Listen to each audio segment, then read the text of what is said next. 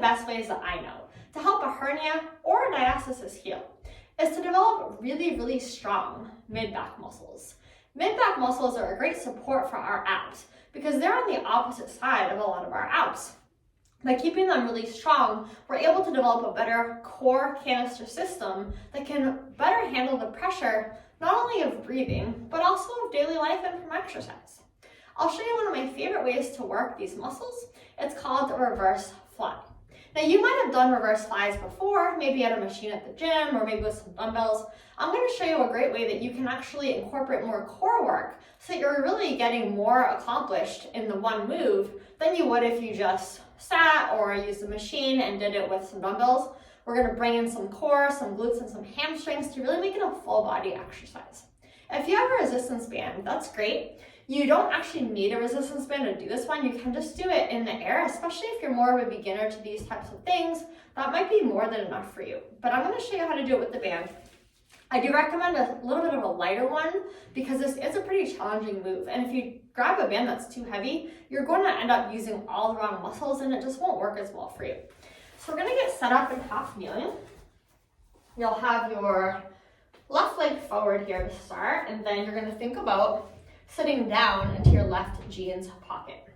Sit down as much as you can to make your hips even. You can even place your hands on your front hips to feel.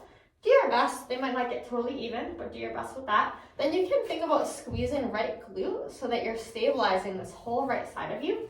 And then you're going to think about pulling your left heel back toward your hip, which is going to really lock you in place so that you're going to feel nice and stable in your setup. Also make sure that you're kneeling on a ladder rung rather than on a tightrope. So you don't want your knee and your heel, the knee of the right with the heel of the left, you don't want them in one line. All right, so we're all set up. You can hold your band about 1.5 feet apart, thumbs up. Keep your thumbs free of the other fingers. All right, we're gonna have fairly straight arms here.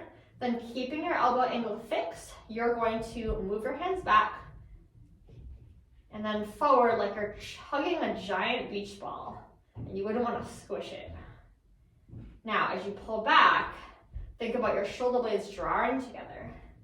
You should feel your abs kicking in as your arms move back and then slowly back again.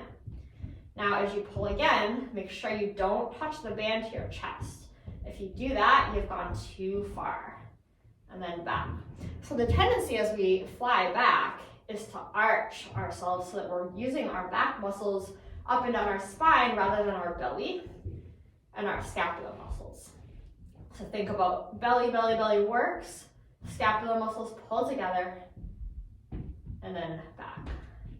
It might not feel like much at first, but as you go, you're going to find that your abs and your scapular muscles really do start to fatigue. All right, now there's one last piece to this.